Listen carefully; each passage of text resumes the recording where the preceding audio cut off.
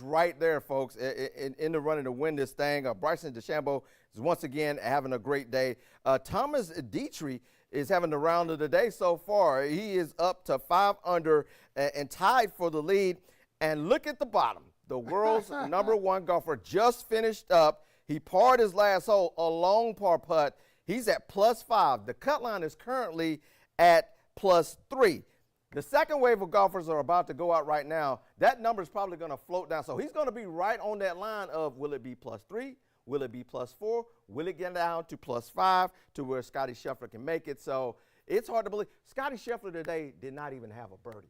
Listen, it's not just Scottie Scheffler. Oh, it's everybody. Everybody. It's everybody. It's everybody. On Monday, Kim and I were talking about Scottie Scheffler. He's playing so well. I brought up Justin Thomas. Justin Thomas, who made his PGA debut, 35-1 odds to win. He's +7 right now. And then right before the show started, we were talking about it because you were out there on Monday, and it was nice Monday. Yes. But it's not nice now. It is hot. You can't be playing like when it's that hot. That's got to take effect to it too. It does, but more importantly, that course and those greens are going to get baked out, and they're going to get faster, folks. So that's why that cut number is going to probably go. It's going to get a little bit higher, and Scottie Scheffler probably will have a shot to make the cut because it's just going to get tougher and tougher and tougher because of that heat. Those greens are going to get baked out. They're going to dry out, and it's going to be hard to even keep the ball on the green. Yeah. I saw Hubbard make a shot today. It should have landed real close. He tapped the flag stick, and it rolled off the green. Folks, it's just dive. But, I actually like it. It makes them look like me. It makes them look normal. It's just crazy. But for Scottie, man, and this is what I don't understand. They said that Scottie had never played on Pinehurst until he got on the course Monday. Wow. The first time he's ever been on that course. It's showing, folks. This is not just a normal. From tee to green, you're okay. Getting to the green, getting on the green, and staying on the green is the problem, and I think he's having an issue with that right now. And you mentioned speed and how those greens are going to be so quick, and you look at the leaderboard right now, Patrick Cantlay is up there with Dietrich at 5 under. Why? Because he is one of the better golfers when it comes to controlling the speed and measuring the speed of those greens. Look at him at the BMW Championship a couple of years ago. BMW Championship is known to have very slick, fast greens, and he measured it. He won it then. Catapulted him up to the FedEx Cup standings a couple years ago. Now you're looking at that similar type of golfer having success. Now, obviously, there's a lot of golf still to be played. And to your point, Rory's right there nipping at his heels, just one stroke back. But I'll tell you what, if you look at Dietrich, you look at Patrick Cantlay, who's finished in the top 5 in 2 events already this year, his chances are good. And I'm with you 100% in the sense that, this may end up playing to the favor of a guy with a ton of experience who can make a big impact, one Rory McIlroy. That's what I'm looking at. And you speak of Cantlay, it's going to be very important for him to have a good round today. Yeah. But being in the afternoon and with these greens getting the way they are, Cantlay, Ludwig Oberg, and Matthew Pavone, who are 5 under, 4 under, and 3 under, boy, hold on to your hat. Yeah, and drink water. Lots of water. And Tiger was talking about that as well. We'll get to him in a second. But it was like the mental tax that it's going to take for you to play in that heat. And because those greens are so tough, sometimes the groups in front of you play a little bit slower. You're sitting out there waiting in this heat when you want to just kind of just play. Right. So that's the tough part, is that you just don't know what the groups ahead of you are going to be doing. And if they slow you down, that's going to throw you off. And you know you're going to do that. If you have an early tee time, but you know that a Rory is teeing off a little later, or a Cantlay who tees off at 1:25 this afternoon is playing a little later, you're going to take your time. You're going to stroll or walk a little more, because every minute that goes by, that temperature goes up and up and up, and that's what it's looking like, not only for today, but really for the rest of the weekend. Yep. Let's get to some Tiger Woods news. Here's a bit of news that dropped yesterday. The PGA Tour Policy Board is discussing a lifetime exemption for Tiger Woods into all signature events. That would include a tournament like the Wells Fargo Championship when it's a signature event, and it has been the last 2 years. Currently, there are 8 of those on the schedule every year. This move is being pushed because of the lifetime record for Tiger Woods, 82 wins, the tie for the most ever. A vote is expected next week at the Travelers Championship.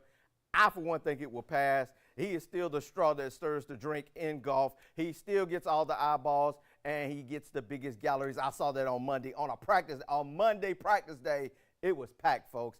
It's good for business, and he has earned it. Plus, it's only 8 events on the calendar. It's not the major. He still has to earn his way into those. So why not? I mean, like, you know, if anybody deserves a lifetime exemption, it's this man right there on the screen, Tiger Woods, for what he's done for golf, just taking it to the next level. He absolutely deserves this. To be honest with you, I don't even know why there's even a vote. Like, it is obvious. Yeah. Let's take a step back.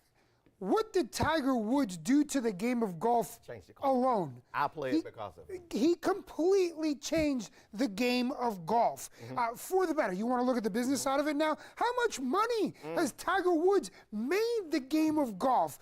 Billions and billions of dollars. Look, I understand the classic rules and integrity that the game of golf has that, but who cares?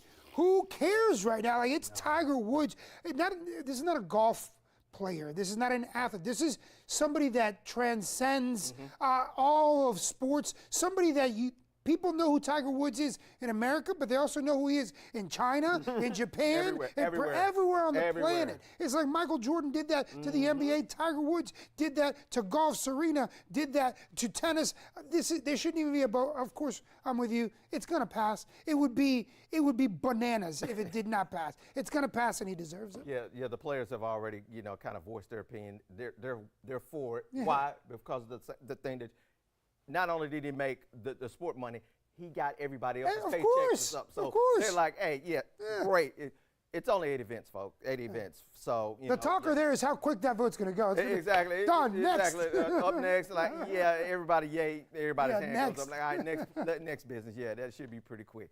Hey, the NBA Finals continue tonight with Game 4 between Dallas and Boston. A Celtics win will give them the NBA title and a clean sweep. I'm going to keep this one short and sweet. Boston's going to win tonight. So it's a sweep. Dallas's defense, most notably Luka Doncic, it's just been terrible. Luka got blown by 13 times in Game 3 like he wasn't even on the court, and then cries to the referee when he fouls somebody and it's a clear foul. Luka is just I don't know what he's doing right now.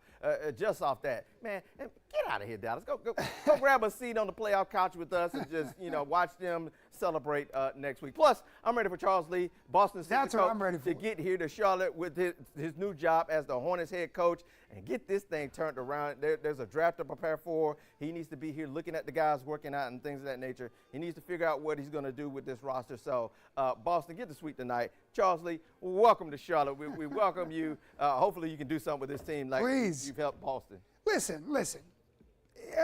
Boston's going to win the NBA title. Like, let's just be clear about that. There is no comeback. No team has ever come back being down 3-0, and this Dallas team is not going to do that. They're not going to. If they win a game, sure, maybe it'll be tonight. It'll be tonight if they win a game. I'm with you. I don't think they will. I think they'll get swept. Now, Luka Doncic, you're right. The man has not played any defense. The catch and shoot has been open all the time. People cutting back behind him has been open all the time. His awareness on the court has been bananas, not knowing where he is. However, let's not pretend and sit here and say that the Dallas Mavericks would have any business in the NBA Finals if it wasn't for Luka Doncic. Obviously, offensively. Absolutely. Defensively, we know that is his biggest. It has always been since he entered the league. This guy is not. This guy is going to be a mellow. He's going to drop points left and right, but he's not going to defend a single person. And I don't personally think he's ever going to be in a title conversation until he works that game, until he tweaks that game. And I'm not saying he needs to go and be a shutdown defender. No, because he's already dropping 30 points. That's great. But at least know where you are on the court. At least make sure that cutting guy behind you has a body in front of him. At least stick a hand out if somebody's kicking out a three-pointer for a catch and shoot. That's all he needs. It's the bare minimum. It's the bare minimum. So, look, if there's a victory for Dallas, it's only one and it's tonight. But I'm leaning on you. I'm thinking, yes, this is going to be a sweep. And I'm for a sweep for the exact same reason. I'm ready for Charles Lee to get here. I'm ready for Charles Lee to get here. Let's go. Yep. Look, Yeah, that's right. Copa America is coming to Charlotte on July the 10th. The tournament gets started on June 20th. That's just days away. In just moments, we're going to break down some more of Copa America, the rules, and of course, break down a little bit of Soccer 101. That's coming on the other side of the break. We've been talking about it all week long in the first alert forecast. The 90s are finally here. Make sure you're keeping an eye on your pets, your kids. If you're outside, make sure you're staying hydrated. You can keep up to date with the forecast on our free WBTV weather app. Multiple lane changes, tailgating, speeding, the daily chaos of driving Charlotte crazy. We've all seen it. Now WBTV is streaming a new show dedicated to the madness of Charlotte traffic. Join the ride. Download the WBTV News app and stream us on any device. Welcome back. Hey, man, let's talk a little soccer. A big event's coming up, folks. Look, when we talk about soccer here in the Point After, usually we're talking about Charlotte FC, which, by the way, they have a great game coming up this weekend against DC United. All eyes will be on that. But literally, come June 20th, not all eyes, soccer fan eyes, will be on a major, major tournament all over the globe, which it happens to be played this year in the United States with two games coming to Charlotte. I'm talking about Copa America 2024. The semifinal will be played here at Bank of America Stadium on July the 10th, and the third place game will be played at Bank of America Stadium on July the 13th. To get us ready, to get us set, to break it all down, I was joined earlier by Charlotte FC Spanish language play-by-play voice, Jaime Moreno. Copa America 2024 is coming to the Queen City with the semifinal game and the third place game. That'll be played on July the 10th as well as July the 13th. The tournament, however, gets started on June 20th. To help us explain not just the tournament, but also the game of soccer, he is the Spanish language voice for Charlotte FC, Jaime Moreno. Jaime, thanks for being here. Jorge, thank you for inviting me again. Glad to be here. Excellent. Now, look, at the end of the day, we're all excited about Copa America. Not everybody knows everything about soccer, though. So let's explain a little bit about some of the rules of soccer, starting with offsides. Explain to me, what does it mean when a referee calls offsides? Very simple in soccer.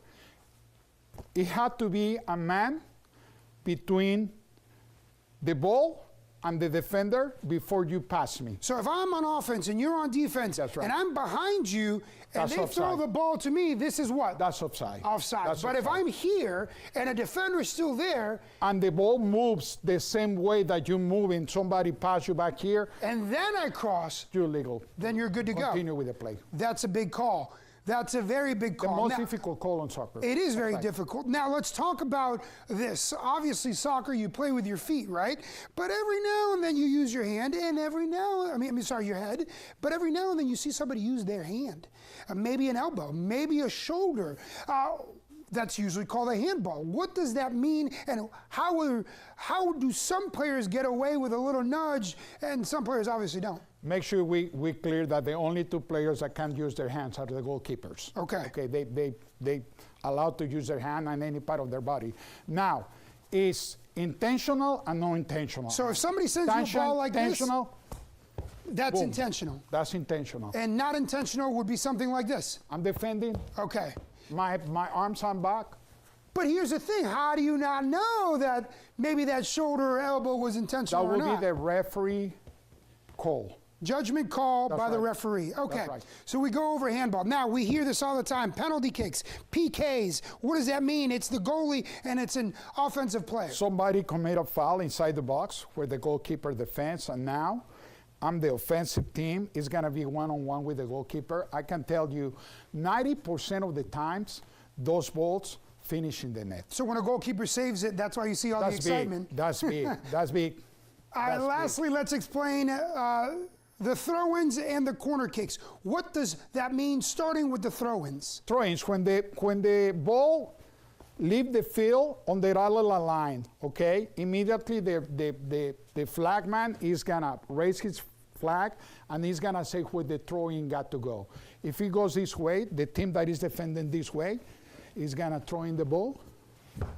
Two hands, foot on the floor. And it has to be exactly where the That's ball right. went out. What about a corner kick? Corner kick is when the goalkeeper make an incredible save and put away the ball behind the net, or a defender touch the ball and goes outside. Kicks it out of the way. That's right, that's right. So they're gonna bring the ball to the corner, and that corner is gonna be center to the box, and the team that is attacking is allowed to score. So that's when it is a corner kick, when either the goalkeeper or the defense send it out behind the goal. That's right. There it is. It's simple rules that are important to understand, not just for soccer, but that everybody will have an eye on Copa America. Again, Copa America gets underway on June 20th. 2 games coming to Charlotte, July the 10th, the semifinal, and July the 13th, the third place game. Helping us understand the game of soccer as well as Copa America, he is a Spanish language voice for Charlotte FC, Jaime Moreno. Jaime, thanks. Jorge, thank you for having me today.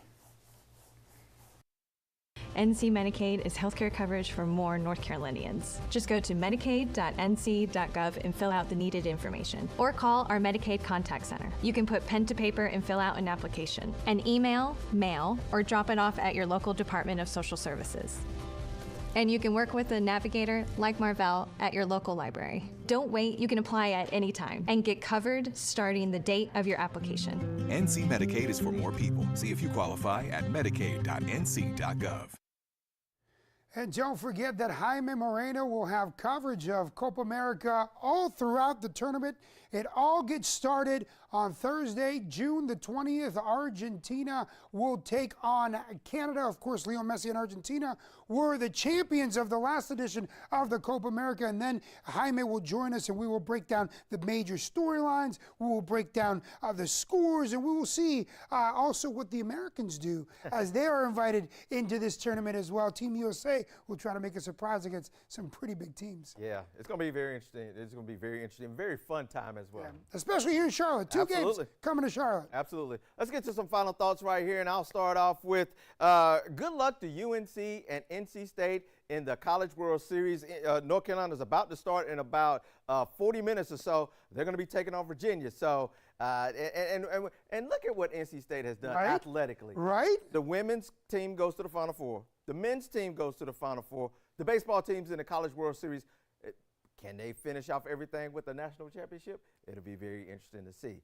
I'll tell you what, though. I watched the NC State game against Georgia. Yeah. Georgia was trying to come back. Yes. Georgia was trying to come back, and they got out of there. Heck of a year for NC State sports. That's a good one. Absolutely. And when you talk about that, the last time NC State was in the College World Series in 2021, they had to forfeit their last game due to COVID protocols. That has stayed with them throughout this time limit. And there's 4 guys still on this team from that team in 21.